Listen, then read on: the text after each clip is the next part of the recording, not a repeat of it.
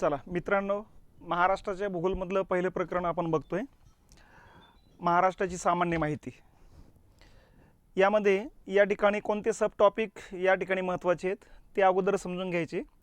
महाराष्ट्राच्या सामान्य माहितीमध्ये महाराष्ट्राची निर्मिती, तुलनात्मक माहिती महाराष्ट्राची, भौगोलिक स्थान, विस्तार, प्रशासकीय विभाग, प्रादेशिक विभाग आणि त्या भागातल्या बोलीभाषा, नैसर्गिक सीमा आणि राजकीय सीमा, एवढे सब टॉपिक या पहिल्या प्रकरणामध्ये येतील. म्हणजे जेवढे काही वेगवेगळ्या परीक्षेला प्रश्न आलेले आहेत, इतक्या जागेत प्रश्न आलेले आहेत, त्यामुळे हे सगळे सब टॉपिकवरती थोडं कॉन्सन्ट्रेशन करायचं. त्यातला पहिला जो मुद्दा आहे निर्मिती, याच्यावरती प्रश्नाची शक्यता कमी आहे. पण आपण ज्या राज्याची माहिती इथून पुढे बघणार आहोत त्या राज्याबद्दलची या ठिकाणी थोडक्यात इतिहास माहिती असावा लागतो. तर मग आता पहिला मुद्दा जो आहे महाराष्ट्राची निर्मिती आहे. महाराष्ट्राची निर्मिती बघण्याच्या अगोदर हे लक्षात घेतलं पाहिजे आपण की भारताचा जो काही पश्चिमेकडचा प्रदेश आहे, हा पश्चिमेकडच्या भागाचा या ठिकाणी आपलं या ठिकाणी राज्य येत असतं, महाराष्ट्र राज्य. ठीक आहे. महाराष्ट्र राज्याची निर्मिती आपल्याला माहिती आहे 1 मे 1960ला झालेली आहे. आणि त्याच वेळेस आपण आपल्या राज्याचं नाव काय ठेवायचं यासाठी एक कमिटी स्थापन करण्यात आली होती. त्या कमिटीने सुचवलं होतं की महाराष्ट्र राज्य नाव ठेवा म्हणून. आता या कमिटीला ज्या वेळेस या ठिकाणी नाव सगळ्यात प्राचीन नाव शोधण्याचं सांगितलं होतं, तर त्यावेळेस मग मागच्या पाठीमागं या ठिकाणी रेकॉर्ड तपासायला सुरुवात केली होती बघा. तर सर्वात जुना रेकॉर्ड सापडला होता रामायण आणि महाभारतातला. रामायण हा इसवी सन पूर्व 900 वर्षापूर्वीची घटना आहेत आणि महाभारताची घटना इसवी सन पूर्व 800 वर्षापूर्वीची घटना आहेत. म्हणजे थोडक्यात रामायण 100 वर्षे महाभारतापेक्षा जुनं आहे. तर या ठिकाणी म्हणजे आजपासून जवळपास या ठिकाणी विचार करतात, आज आपलं 2023 चालू आहे, 2000 आणि त्या 900 म्हणजे जवळपास 2900 ते 3000 वर्षापूर्वी रामायणाच्या घटना घडलेल्या आहेत. तर रामायणाचा तो कालखंड आहे. रामायणाच्या कालखंडामध्ये महाराष्ट्राला दक्षिणपथ असं नाव होतं. आणि नंतर पुढचं 100 वर्षानंतर महाभारताचा कालखंड आहे आणि महाभारताच्या कालखंडामध्ये महाराष्ट्राचं नाव दंडकारण्य होतं.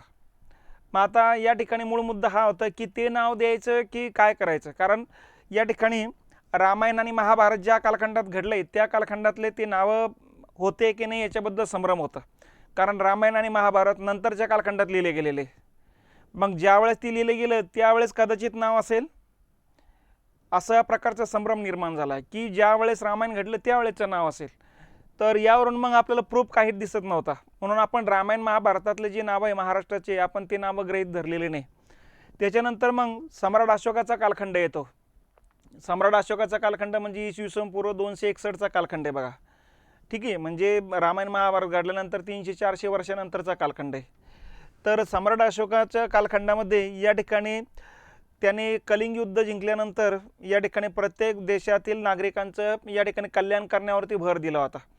आणि त्याने त्याचे जे काही 10-11 मुद्दे होते ते मुद्द्याबद्दल सामान्य जनतेला माहिती कळावी याकरता प्रत्येक गावात त्याच्या ज्या काही आज्ञा होत्या, अशोकाचा धम्म म्हणतो आपण, त्या अशोकाचा धम्म प्रत्येक गावातल्या दगडावर कोरून ठेवण्याच्या पद्धती सुरू केल्या. कारण त्या कालखंडात काही कागद वगैरे काही नव्हता. म्हणून मग प्रत्येक गावाच्या इशीवरती म्हणजे गावातले जे मुख्य ठिकाणी लोक ज्या ठिकाणी एकत्र येतात त्या इशीवरती दगडावरती आलेख किंवा राजाच्या आज्ञा किंवा राजाचं कल्याणकारी धोरण काय हे सांगण्यासाठी दगडावरती ते कोरून ठेवण्याच्या पद्धती होत्या. त्यालाच म्हणायचं शिलालेख. तर अशा पद्धतीनं सध्या आजही आपल्याकडं सम्राट अशोकाच्या कालखंडातले 84,000 शिलालेख होते आहेत सध्या. यापैकी बरेच महाराष्ट्रातले पण सापडलेले बऱ्याच गावातले. आणि महाराष्ट्रातल्या बऱ्याच गावातले जेवढे शिलालेख सापडले त्या प्रत्येक शिलालेखाची सुरुवात व्हायची होते महाराष्ट्र प्रदेश. मग आपल्याला प्रूफ मिळाला इसवी सन पूर्व 261चा. कारण इसवी सन पूर्व 261चा हा सम्राट अशोकाचा कालखंड आहे आणि सम्राट अशोकाच्या कालखंडामध्ये आपलं नाव होतं महाराष्ट्र प्रदेश. आणि यावरूनच मग आपण आजच्या कालखंडामध्ये महाराष्ट्र राज्य असं नाव धारण केलेले. तर थोडक्यात आपल्या राज्याचं नावाच्या पाठीमागचा इतिहास जो आहे तो या ठिकाणी सम्राट अशोकाच्या कालखंडापासूनचा इतिहास येतो बघा. ठीक आहे. मग आता सम्राट अशोकाची राजवट गेली आणि त्याच्यानंतर ज्या ज्या घराण्याची राजवट महाराष्ट्रावर आली त्या त्या घराण्याने स्वतःचं नाव द्यायला सुरुवात केली बघा.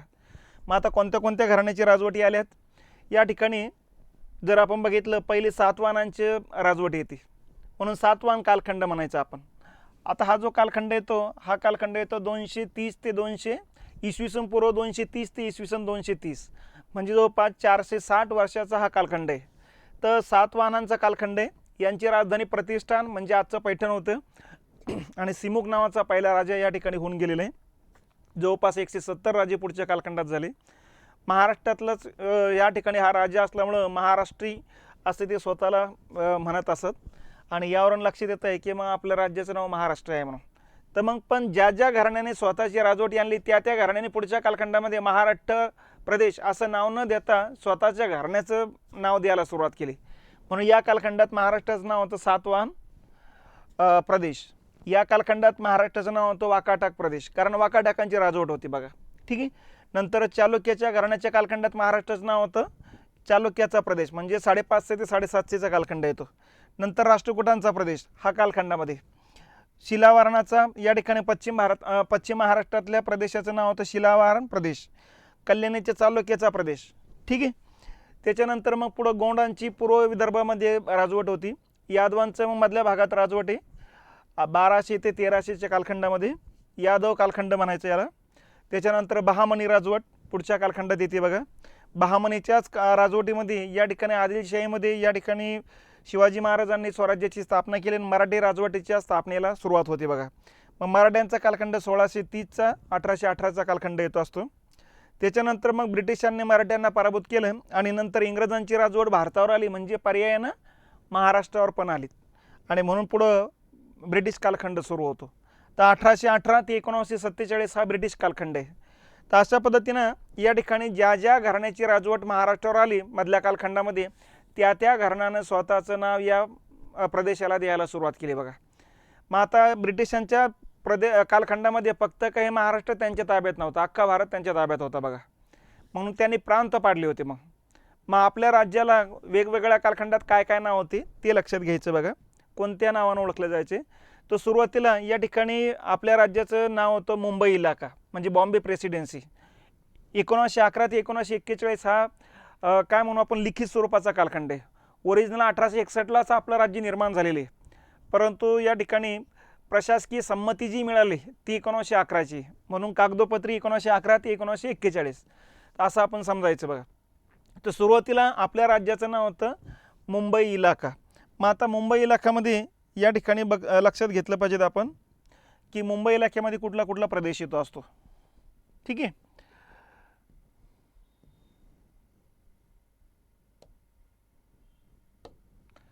हे बघा, हा भारताचा पश्चिमेकडचा प्रदेश आहे.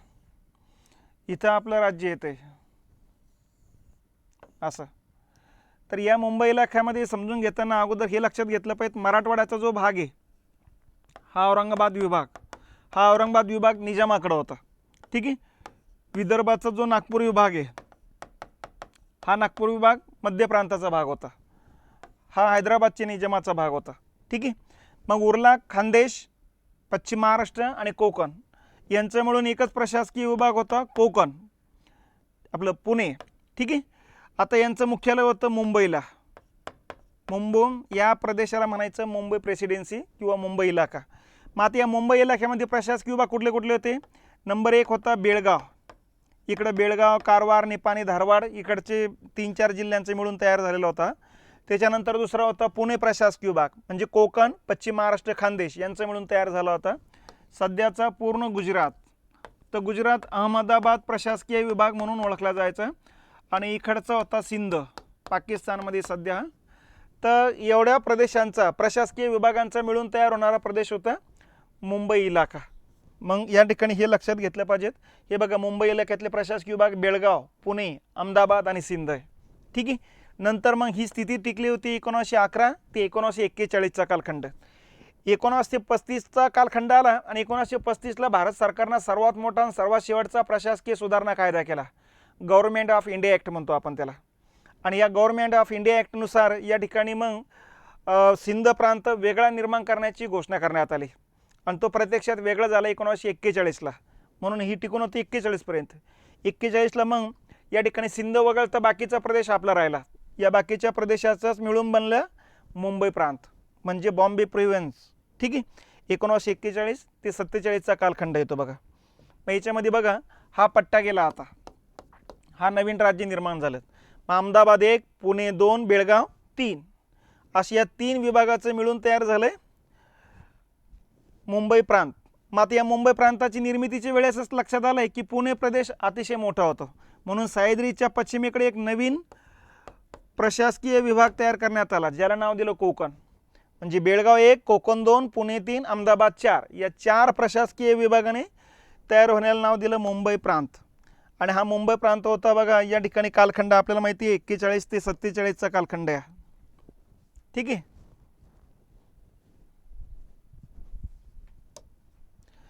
मग आता या ठिकाणी आता 47 पर्यंत स्थिती येऊन जाते.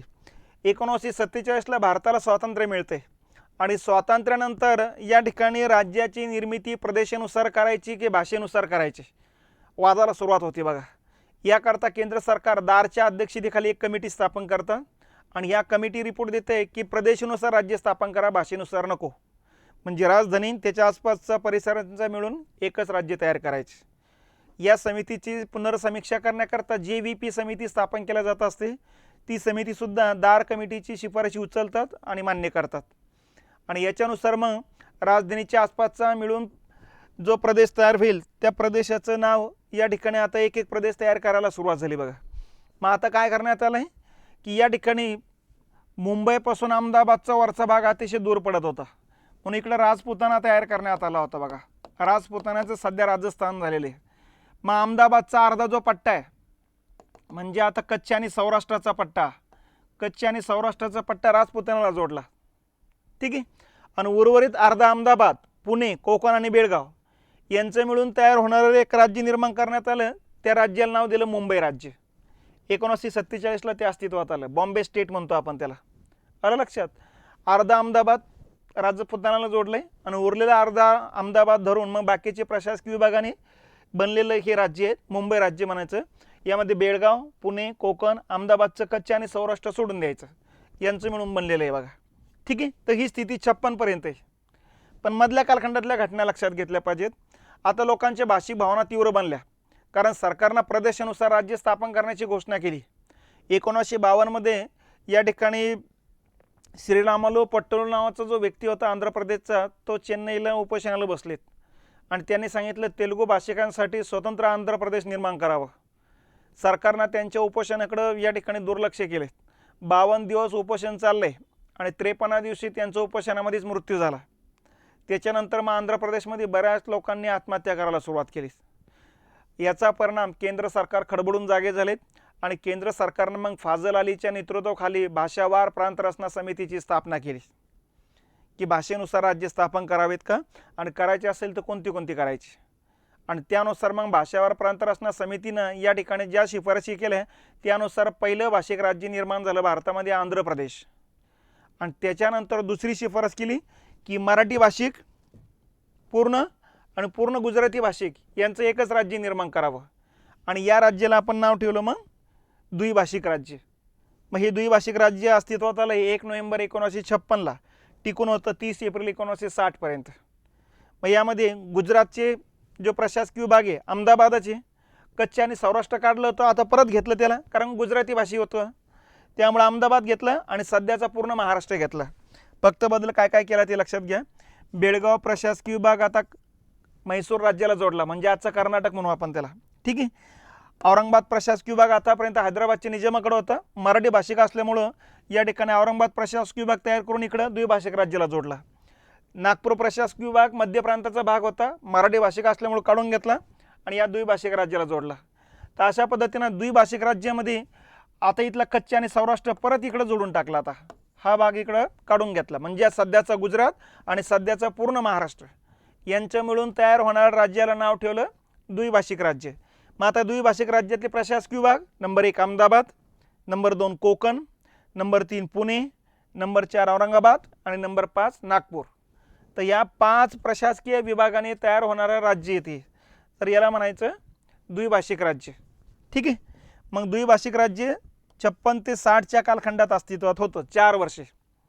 पण जसं द्विभाषिक राज्य निर्माण झालं तसं भाषिक भावना आणखीन तीव्र बनल्या. मराठी भाषिकांनी मुंबईसहित संयुक्त महाराष्ट्राच्या चळवळीचा लाडू उभारला आणि मुंबईसहित महाराष्ट्राची मराठी भाषिकांचं महाराष्ट्र निर्माण करण्याची मागणी केली. तर गुजराती समाजानं सुद्धा महागुजरात समितीची स्थापना करून गुजराती भाषिकांसाठी वेगळं गुजरात राज्याची मागणी केली. आता केंद्र सरकारला वाटू लागलं की अरे ह्या मागणी वाढतच चालल्या, काही थांब्या ना. मग केंद्र सरकारनं दुर्लक्ष केलं आणि याचा परिणाम असा झाला की 1956ला ज्या काही इलेक्शन झालेत केंद्र सरकारच्या, त्यामध्ये काँग्रेसचे 2च महाराष्ट्रातून प्रतिनिधी निवडून आलेत. आणि याचा परिणाम असा झाला की काँग्रेसच्या सरकारच्या लक्षात आले की लोकांच्या भाषिक भावनेकडे जर आपण दुर्लक्ष केलं तर आपण सत्तेतून बाद होऊ शकतो. आणि म्हणून इंदिरा गांधी त्यावेळेस काँग्रेसच्या अध्यक्ष होत्या, तर इंदिरा गांधींच्या अध्यक्षतेखाली कमिटी स्थापन केली की याचा निर्णय काय घ्यायचा. या कमिटीनं मग मुंबई आणि गुजराती लोकांच्या, मराठी लोकांच्या या ठिकाणी मुलाखती घेतल्या. त्याच ठिकाणी त्यांच्या लक्षात आले की भाषिक भावना तीव्र आहे, लवकरात लवकर राज्य निर्माण करण्यातच भलाई. आणि म्हणून मग या ठिकाणी मग केंद्र सरकारने एक परिपत्रक काढलं, ज्या परिपत्रकामध्ये 1 एप्रिल 1960ला गुजराती भाषिकांसाठी गुजरात राज्य, मराठी भाषिकांसाठी मुंबईसहित महाराष्ट्र राज्य निर्माण करण्याचं एक परिपत्रक काढलं त्यांनी. आणि त्या परिपत्रकानुसार मग 1 एप्रिल 1960ला दोन्ही राज्य अस्तित्वात येईल अशा प्रकारची घोषणा केली. आणि अशा पद्धतीने मग ही 2 राज्य निर्माण होण्याची प्रोसेसला सुरुवात झाली बघा. पण महाराष्ट्रातले श्रीपाद अमृत डांगे, अण्णा डांगे म्हणतो आपण त्यांना, त्यांनीच मग पंडित नेहरूंना पत्र पाठवून सांगितलं की आमच्या राज्याच्या निर्मितीसाठीचा जो लढा आहे आमचा खरा लढा होता, खोटा लढा नव्हता. आमच्या राज्याच्या निर्मितीसाठी जो लढा झाला आहे त्यामध्ये 105 ते 106 लोक हुतात्मे झालेले आहेत. त्यामुळं या ठिकाणी आमच्या राज्याची निर्मिती 1 एप्रिलला करू नका, कारण 1 एप्रिल हा दिवस जगभरात खोटं बोलण्याचा दिवस आहे. त्यामुळे 1 एप्रिलच्या ऐवजी 1 मेला जर आमच्या राज्याची निर्मिती केली तर साहजिकच 1 मे हा आंतरराष्ट्रीय कामगार दिवस पण आहे. आणि आमचे जे काही हुतात्मे झालेले त्यामध्ये बहुतांशी कामगार लोक आहे. त्या निमित्तानं त्या लोकांचं स्मरण या ठिकाणी होईल. मग त्यांचा पत्राचा सार बघितल्यानंतर पंडित नेहरूंना अगोदरचं परिपत्रक मागे घेतलं आणि 1 मे 1960चं नवीन परिपत्रक काढलं. आणि त्यानुसार मग 1 मे 1960ला मराठी भाषिकांचं महाराष्ट्र राज्य आणि गुजराती भाषिकांचं गुजरात राज्य अस्तित्वात आलं. म्हणजे महाराष्ट्र आणि गुजरातचा या ठिकाणी स्वातंत्र्य दिन एकच आहे, 1 मे 1960. ठीक आहे. मग आता या ठिकाणी आपल्या राज्याची निर्मिती झाली. तर महाराष्ट्र ज्यावेळेस निर्माण झालं त्यावेळेस प्रशासकीय विभाग होते 4: कोकण, पुणे, औरंगाबाद आणि नागपूर. ठीक आहे. आता औरंगाबादचं संभाजीनगर झालेले, तर त्यामुळं या ठिकाणी छत्रपती संभाजीनगरही तुम्ही म्हणू शकता, आपण म्हणू शकतो. कारण आता अंगवळणी आपल्या औरंगाबाद पडलेले, छत्रपती संभाजीनगर येता येता कधी कधी नजर चुकीने इकडे तिकडे होऊ शकतं, तर हेही लक्षात घेत चला. तर हे 4 प्रशासकीय विभाग या ठिकाणी आहेत बघा, म्हणजे होते. ठीक आहे. कधी 1960ला. मग नंतर 1981ला कोकण आणि पुण्याची पुनर्रचना करण्यात आली. ठीक आहे.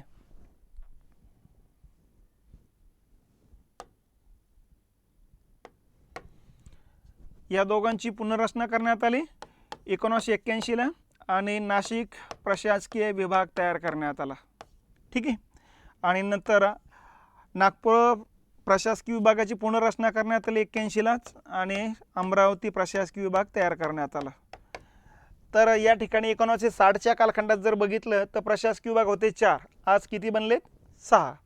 म्हणजे कुठले 2 वाढले? तर नाशिक आणि अमरावती वाढला. नाशिक कोणत्या विभागाची पुनर्रचना करून वाढला? तर कोकण आणि पुणे. आणि अमरावती नागपूर प्रशासकीय पुनर्रचना केलेली आहे बघा. ठीक आहे. तर सध्या 6 या ठिकाणी प्रशासकीय विभाग आहेत. तर अशा पद्धतीनं आपल्या राज्याची निर्मिती होते 1960ला. म्हणून आज आपण 1 मे हा दिवस महाराष्ट्र दिन म्हणून साजरा करत असतो. मग आता पुढचा मुद्दा आपला हा आहे की महाराष्ट्राची ज्यावेळेस निर्मिती झाली 1960ला, त्यावेळेस प्रशासकीय विभाग किती होते, जिल्हे किती होते, तालुके किती होते महाराष्ट्रामध्ये, गावं किती होते, शहरं किती होते, मनपा किती होते आणि आज किती आहेत लक्षात. तर हे 21-22च्या या ठिकाणी याच्यानुसार आपलं 22-23मध्ये पण याच्यामध्ये काही बदल झालेले नाही, त्यामुळे हीच लेटेस्ट आकडेवारी. मग आता या ठिकाणी लक्षात घेतलं पाहिजे, प्रशासकीय विभाग होते 4 1960ला, आज 6 आहेत. ठीक आहे. आता वाढलेले 2 आत्ता सांगितले, नाशिक आणि अमरावती. महाराष्ट्र निर्माण झाला त्यावेळेस जिल्हे होते 26, आज 36 जिल्हे, म्हणजे किती वाढले? 10 वाढलेत. आता हे 10 कुठले कुठले वाढले ते हे लक्षात घ्या. हे बघा, सगळ्यात पहिला वाढला जालना आणि सिंधुदुर्ग, 1981ला वाढले ते. ठीक आहे. 1981ला 2 वाढलेत, जालना आणि सिंधुदुर्ग. जालना औरंगाबादचं विभाजन होऊन आणि सिंधुदुर्ग रत्नागिरीचं विभाजन होऊन. त्याच्यानंतर 1982ला परत 2 वाढलेत, लातूर आणि गडचिरोली. लातूर या ठिकाणी उस्मानाबादचं विभाजन करून आणि गडचिरोली चंद्रपूरचं विभाजन करून. ठीक आहे, लातूर आणि गडचिरोली 82ला. पुढे 1990ला मुंबई उपनगर तयार करण्यात आलं. ठीक आहे, हे मुंबई उपनगर आहे, 1990ची निर्मिती आहे. पुढे 1998ला या ठिकाणी जर बघितलं आपण तर वाशिम आणि दुसरं आहे नंदुरबार, ही 2 तयार करण्यात आले 98ला. हे बघा, नंदुरबार धुळ्याचं विभाजन तयार करून आलं आणि वाशिम अकोल्याचं विभाजन तयार करून निर्माण झालं. आणि 1999ला परत 2 तयार झाले, हिंगोली आणि गोंदिया. ठीक आहे, परभणीचे विभाजन करून हिंगोली तयार करण्यात आलं आणि इकडं भंडाऱ्याचं विभाजन होऊन गोंदिया तयार करण्यात आला. तर अशा पद्धतीने हे 10 जिल्हे निर्माण होतात. मग आता याचं लक्षात कसं ठेवायचं ते लक्षात घ्या. हे बघा, 90च्या अगोदर 8 वर्षापूर्वी 2 जिल्हे तयार झाले, 9 वर्षापूर्वी 2 जिल्हे तयार झाले, टोटल 4. ठीक आहे, 90 नंतर 8 वर्षानंतर 2 जिल्हे तयार झाले आणि 9 वर्षानंतर 2 जिल्हे तयार झाले. म्हणजे अगोदर 8 वर्षापूर्वी, नंतर 8 वर्षापूर्वी, अगोदर 9 वर्षापूर्वी, नंतर 9 वर्षापूर्वी. तर ह्या हिशोबानं असं तुम्ही ते 10 जिल्हे लक्षात घ्यायला हरकत नाही. ठीक आहे, तर महाराष्ट्र निर्माण झाला त्यावेळेस 26 जिल्हे होते, त्याच्यात ॲड झाले 10 आणि मग आज सध्या आकडेवारी येते 36. तालुके जर बघितले तर महाराष्ट्र निर्माण झाला त्यावेळेस 229 तालुके होते, आज 358 तालुके आहेत. ठीक आहे, म्हणजे 129 तालुके वाढलेले आहेत. गावांची संख्या 38,867 होती महाराष्ट्र निर्माण झाला त्यावेळेस, म्हणजे 1960ला. आज आहे 43,665. ठीक आहे, शहर म्हणजे काय मग, तर शहरासाठी 3 अटी लागू असाव्या लागतात. मिनिमम 5,000 लोकसंख्या असावी लागते, घनता 400पेक्षा जास्त असावी लागते दर चौरस किलोमीटर पाठीमागं, आणि तिथं जेवढे लोक आहेत त्यातले 75%पेक्षा जास्त लोक शेती सोडून इतर क्षेत्रात कार्यरत असावे लागतात. अशी या 3 अटी पूर्ण होत असेल तर त्याला नगर किंवा शहर म्हटलं जात असतं. आणि शहरात राहणाऱ्या लोकांचं प्रमाण दाखवणं म्हणजे नागरीकरण आहे. मग सध्या या ठिकाणी आपल्याला माहिती आहे महाराष्ट्रातलं 45% लोकसंख्या नागरी भागात राहते, भारतातले 31% लोक राहते बघा. ठीक आहे, मग असे नगर 1960ला किती होते, 266 होते. ठीक आहे, आणि आज किती आहे, 534. भारतामध्ये सर्वात जास्त शहरांची संख्या कोणत्या राज्यात आहे तर महाराष्ट्रात आहे. ठीक आहे, पण टक्केवारीनुसार या ठिकाणी आपण बघितले तर 62% लोक नागरी भागात राहते गोव्याचे. ठीक आहे, नंतर तामिळनाडू आहे, नंतर हरियाणा आहे. तर त्या हिशोबानं जर आपण बघत गेलो मिझोराम आहे, तर केरळ नंतर मग महाराष्ट्र 5व्या क्रमांकावरती लागत असतो बघा. तर अशा पद्धतीनं हे एवढी स्थिती आहे बघा. याच्यामध्येच आणखीन तुम्हाला लक्षात ठेवायचं असेल तर महानगरपालिका हे लक्षात ठेवा. मनपा महानगरपालिकाची स्थापना करण्यासाठी 5 लाखापेक्षा जास्त लोकसंख्या असावी लागते. मग आता महाराष्ट्राची निर्मिती झाली त्यावेळेस फक्त 2च महानगरपालिका होत्या, मुंबई आणि पुणे. ठीक आहे, आज आपल्याला माहिती आहे जवळपास 29 महानगरपालिका या ठिकाणी आता झालेल्या आहेत. 29व्या क्रमांकाची आता नुसतीच घोषणा झालेली जालन्याची. ठीक आहे, तर आतापर्यंत 28 होत्या, आता 29 आहेत. तर 2 वरून 29 पर्यंत ही आकडे गेलेले आहेत बघा. तर ही तुलनात्मक माहिती लक्षात घ्यायची. ते 1960 आणि 2022. ठीक आहे, पुढच्या मुद्द्याकडे जाऊ. पुढचा मुद्दा आहे महाराष्ट्रात आता भौगोलिक स्थान काय.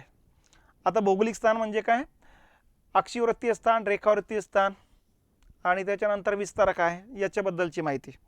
मग आता भौगोलिक स्थानमध्ये अक्षीवृत्तीय स्थान काय ते लक्षात घ्या. हे बघा, टोटल भारताचा जो क्षेत्रफळ आहे या अशा पद्धतीने आहे. ठीक आहे, या ठिकाणी आपलं महाराष्ट्र येतं आणि टोटल भारताच आपण 8 अंश उत्तर अक्षीवृत्तापासून सुरुवात होते ते 37 अंश उत्तर अक्षीवृत्तापर्यंत, बरोबर आहे. आणि या दरम्यानच महाराष्ट्र येतोय. मग या दरम्यान कुठे, तर या ठिकाणी लक्षात घेतलं पाहिजे 15 अंश उत्तर अक्षीवृत्तापासून ते 22 अंश उत्तर अक्षीवृत्तापर्यंत या 2 अक्षीवृत्त दरम्यान आपलं महाराष्ट्र येतो असतो. मग 2 अक्षवृत्तामध्ये हे 2 म्हणजे 15 ते 22 म्हणजे मधून 7 अक्षवृत्त जातात. 2 अक्षवृत्त दरम्यान 100 किलोमीटर जरी म्हटलं तर दक्षिण उत्तर लांबी 700 किलोमीटर येईल, कारण 7 अक्षवृत्त अंतर आहे. ठीक आहे. आणि रेखावृत्तानुसार टोटल भारताचं जर बघितलं तर 68° पूर्व रेखावृत्तापासून भारत सुरुवात होतो ते 97° पूर्व रेखावृत्तापर्यंत. मग या दरम्यानच महाराष्ट्र आहे. मग महाराष्ट्र येतं 72° पूर्व रेखावृत्त ते 97° आपलं 80° पूर्व रेखावृत्त. 72 ते 80 म्हणजे 8 रेखावृत्त जातात आणि हे 7 अक्षवृत्त. मग या ठिकाणी 8 रेखावृत्त जातात, याचा अर्थ पूर्व पश्चिम लांबी 800 किलोमीटर येईल आणि दक्षिण उत्तर लांबी 700 किलोमीटर येईल. ठीक आहे. तर या पद्धतीने अक्षवृत्ती आणि रेखावृत्तीय स्थान म्हणजे जगामध्ये नेमके महाराष्ट्र कुठे हे दाखवण्यासाठी 2 अक्षवृत्त आणि 2 रेखावृत्त माहीत असेल तर बरोबर त्या चौकानामध्ये महाराष्ट्राचे येणारे जगातला कुठलाही प्रदेश येणार नाही. ठीक आहे.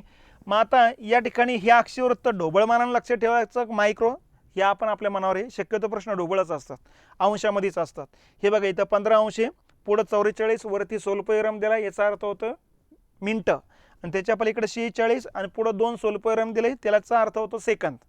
उच्चार करताना 15°, 44 मिनटं, 46 सेकंद उत्तर, कारण उत्तर गोलार्धात आपण आहोत म्हणजे उत्तरेकडचं हे अक्षवृत्त आहे ते 22°, 6 मिनटं 13 सेकंद उत्तर. या 2 अक्षवृत्ता दरम्यान महाराष्ट्र येतो. आणि 2 रेखावृत्त कुठले 72°, 6 मिनटं 45 सेकंद पूर्व ते 80°, 9 मिनटं 17 सेकंद पूर्व. म्हणजे आपण रेखावृत्तानुसार पूर्व गोलार्धात आहोत, पहिला मुद्दा लक्षात घ्यायचं, आणि अक्षवृत्तानुसार उत्तर गोलार्धात आहोत. ठीक आहे. त्याच्यानंतर 15 ते 22 अक्षवृत्त जातात, म्हणजे या ठिकाणी अशा ज्या रेषा आहेत 7 जातात. 15 ते 22 म्हणजे 7 अक्षवृत्त जातात. 2 अक्षवृत्त दरम्यान 100 किलोमीटर म्हटलं की दक्षिण उत्तर लांबी 700 येते. हे बघा 700 किलोमीटर आहे. ठीक आहे. आणि रेखावृत्तीय विस्तार जो आहे 72 ते 80 आहे. एकदम पश्चिमेकडचं 72 आहे, महाराष्ट्राच्या पूर्वेकडचं 80 आहे. तसं अक्षवृत्तामध्ये महाराष्ट्राच्या दक्षिणेकडचं 15° उत्तर आहे आणि एकदम उत्तरेकडून जातं 22° उत्तर अक्षवृत्त, असं लक्षात घ्यायचं. तर रेखावृत्तानुसार 72 ते 80 म्हणजे 8 रेखावृत्त जातात. असे हे 1, हे 2, हे 3 असं करत करत 8 जातात. 2 रेखावृत्त दरम्यान 100 किलोमीटरचं अंतर, याचा अर्थ पूर्व पश्चिम लांबी 800 किलोमीटर आहे. तर महाराष्ट्राची पूर्व पश्चिम लांबी किती 800 आणि दक्षिण उत्तर लांबी किती 700. आता इथं जी किनारपट्टी आहे ही किनारपट्टी अशी सरळ जर मोजली तर 500 या ठिकाणी 60 किलोमीटर भरती सरळ मोजली तर. परंतु आपली झिगझॅग किनारपट्टी अशी नाशिक किनारपट्टी असल्यामुळे साहजिकच ही भरते 720 किलोमीटर. ठीक आहे. आता ही किनारपट्टी जर बघितली तर सर्वात जास्त या ठिकाणी 237 किलोमीटर आहे रत्नागिरी जिल्ह्याला.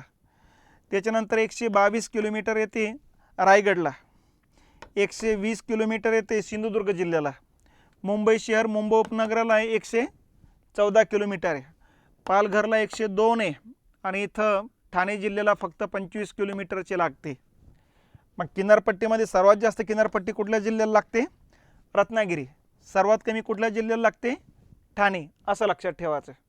उत्तरात एक क्रमाने विचारलं तर 1 नंबर रत्नागिरी आहे, 2 नंबर रायगड आहे, 3 नंबर सिंधुदुर्ग आहे, 4 नंबर मुंबई शहर उपनगर आहे, 5 नंबर या ठिकाणी पालघर आहे आणि सर्वात शेवटी येतं ठाणे, असं लक्षात ठेवा. तर ह्याबद्दलची ही माहिती आहे. मग आता आपल्याला माहिती आहे पूर्व पश्चिम लांबी समजली, दक्षिण उत्तर लांबी समजली. आता क्षेत्रफळ येते. ठीक आहे. लांबी गुणिले रुंदी म्हणजे क्षेत्रफळ. मग आता महाराष्ट्राचं क्षेत्रफळ किती आहे तर टोटल महाराष्ट्राचं क्षेत्रफळ येतं 3,07,713 चौरस किलोमीटर इतकं क्षेत्रफळ आहे. आता एक क्षेत्रफळ भारताचे किती टक्के आहे, भारताच्या येतं हे 9.36%. ठीक आहे. तर भारताचे 9.36% क्षेत्रफळ येत असतं. आता या ठिकाणी याच भागामध्ये किती लोकसंख्या राहते आपल्याकडे, आता 2011ची जनगणनेची आकडेवारी, 2021ची जनगणना अजून झालेली नाही. मग 2011 नुसार 23,74,333 एवढी लोकसंख्या येते. 11,23,74,333. आता ही लोकसंख्या भारताच्या एकूण लोकसंख्येचे किती टक्के, भारताच्या लोकसंख्येचे ते 9.29%. ठीक आहे. क्षेत्रफळानुसार महाराष्ट्राचा भारतात राजस्थान मध्य प्रदेश खालोखाल तिसरा क्रमांक लागतो आणि लोकसंख्येनुसार महाराष्ट्राचा भारतात उत्तर प्रदेश खालोखाल दुसरा क्रमांक लागतो बघा. तर ही थोडक्यात फॅक्ट डाटा जो आहे विस्ताराबद्दलची माहिती तसं लक्षात घ्या. ठीक आहे. मग आता आपण विस्तार आणि भौगोलिक स्थान दोन्ही मुद्दे बघितलेत. दोन्ही मुद्द्यामध्ये काय काय लक्षात घेतलं. पहिलं अक्षीयवृत्तीय स्थान लक्षात घेतलं आपण. ठीक आहे. अक्षीयवृत्तीय स्थान या ठिकाणी 15 अंश उत्तर ते 22 अंश उत्तर अक्षीयवृत्त आहे. त्याच्यानंतर रेखावृत्तीय स्थान लक्षात घेतलं. रेखावृत्तीय स्थान आहे 72 अंश पूर्व ते 80 अंश पूर्व रेखावृत्त आहे. तिसरा मुद्दा पूर्व पश्चिम लांबी लक्षात घेतली. पूर्व पश्चिम लांबी आपली येते 800 किलोमीटर. त्याच्यानंतर दक्षिण उत्तर लांबी लक्षात घेतली आपण 700 किलोमीटर. बरोबर आहे. किनारपट्टी सरळ घेतली तर 560 किलोमीटर आहे आणि दंतूर किनारपट्टीची लांबी मोजली तर 720 किलोमीटर आहे. तर असा हा फॅक्ट डाटा लक्षात घेत चालायचा. याच्यामध्येच काय लक्षात घ्यायचं आणखीन क्षेत्रफळ 3,07,713 चौरस किलोमीटर आहे. ठीक आहे. हे येतं भारताच्या 9.36% आणि यानुसार आपला भारतात तिसरा क्रमांक लागतो. ठीक आहे. आणि शेवटचा मुद्दा बघितला लोकसंख्या 2011 नुसार. ठीक आहे. 11,23,74,333. आता ही लोकसंख्या भारताच्या एकूण लोकसंख्येचे येते 9.29% आणि यानुसार आपला उत्तर प्रदेश खालोखाल दुसरा क्रमांक लागतो. तर या पद्धतीनं हा फॅक्ट डाटाची माहिती अशी वेगळी लिहून या ठिकाणी पुढे जायचं बघा. ठीक आहे. तर हा झाला विस्ताराचा मुद्दा. आता पुढचा मुद्दा येतो प्रशासकीय विभागाची माहिती. ठीक आहे. आता हे प्रशासकीय विभाग वेगवेगळ्या रंगाने आपण दाखवलेले आहे. आपल्याला माहिती आहे सध्या महाराष्ट्रात 6 प्रशासकीय विभाग आहे. ठीक आहे. 6 पैकी महाराष्ट्र निर्माण झाला त्यावेळेस 4च होते. कुठले तर पुणे आणि हा एकच होता पुणे. हा कोकण 2, औरंगाबाद 3 आणि नागपूर 4. 81ला नागपूरचं विभाजन होऊन अमरावती तयार झाला आणि इकडे ठाणे आणि पुण्याचं म्हणजे कोकण आणि पुण्याचं विभाजन होऊन नाशिक तयार झाला. त्यामुळे सध्या प्रशासकीय विभाग आहेत 6. हे बघा हा हिरव्या रंगाने दाखवलं कोकण प्रशासकीय विभाग, पिवळ्या रंगाने दाखवला जातो पुणे प्रशासकीय विभाग, हा गुलाबी रंगाने दाखवला जातो नाशिक प्रशासकीय विभाग, हा थोडा निळसर रंगाने दाखवला जातो औरंगाबाद किंवा छत्रपती संभाजी प्रशासकीय विभाग संभाजीनगर. ठीक आहे. त्यानंतर अमरावती प्रशासकीय विभाग दाखवला जातं हिरवट रंगाने किंवा पोपटी रंगाने. ठीक आहे. आणि हा शेंदुरी रंगाने दाखवला जातं नागपूर प्रशासकीय विभाग. आता याच्याकडे कोणत्या डायरेक्शनने बघायचं पहिला मुद्दा आपल्याला तो आहे. पहिला मुद्दा लक्षात घ्या.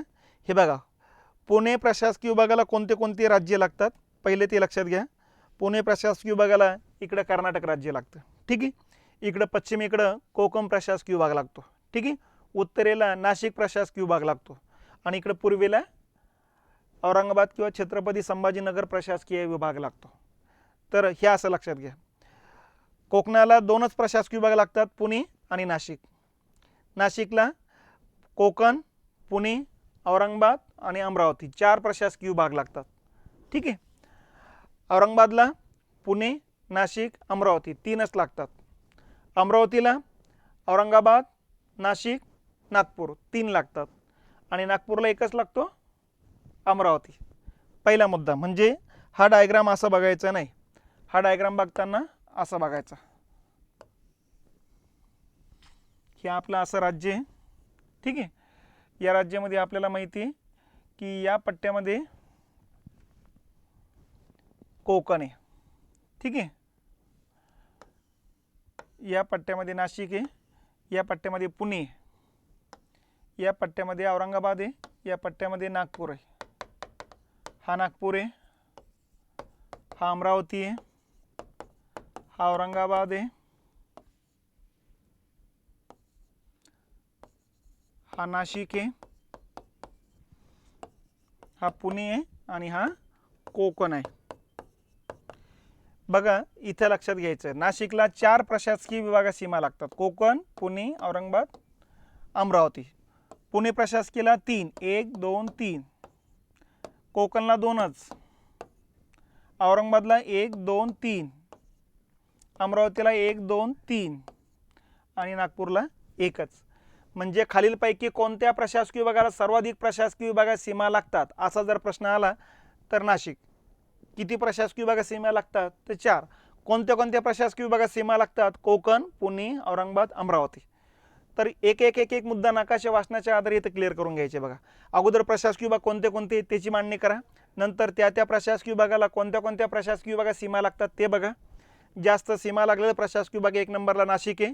त्यानंतर मग पुणे, औरंगाबाद, अमरावतीला 3 प्रशासकीय विभागाच्या सीमा लागतात, कोकणला 2 आणि नागपूरला सर्वात कमी एकाच प्रशासकीय विभागाची सीमा लागते. ठीक आहे. आता दुसरा मुद्दा लक्षात घ्यायचा आहे काय, आता या प्रशासकीय विभागाचे क्षेत्रफळ कसं आहे.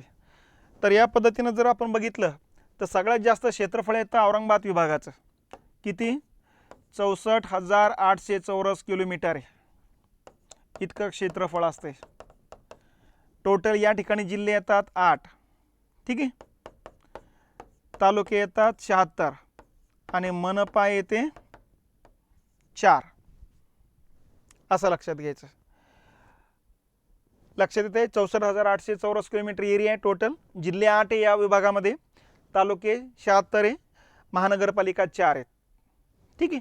आता जिल्ह्यामध्ये पण क्षेत्रफळानं जर आपण बघितलं तर सर्वात मोठा जिल्हा येतो 1 नंबरला बीड क्षेत्रफळानं, 2 नंबरला आहे नांदेड, 3 नंबरला छत्रपती संभाजीनगर किंवा औरंगाबाद, 4 नंबरला जालना, 5 नंबरला उस्मानाबाद किंवा धाराशिव. ठीक आहे. 6 नंबरला लातूर, 7 नंबरला परभणी आणि सर्वात लहान 8 नंबरला हिंगोली. पहिले तुम्ही हे लक्षात घ्या, सगळ्यात मोठा बीड आहे, सर्वात लहान हिंगोली, 8 जिल्ह्यामध्ये. ठीक आहे. दुसरा मोठा प्रशासकीय विभाग आहे. आता ह्या 8 जिल्ह्यामध्ये या ठिकाणी महानगरपालिका किती आहे, 4 आहेत. कुठे कुठे, नंबर 1 औरंगाबाद, आता 5 झाल्यात. ठीक आहे. Number 2 Jalna, number 3 Parbhani, number 4 Nanded आणि नंबर 5 लातूर.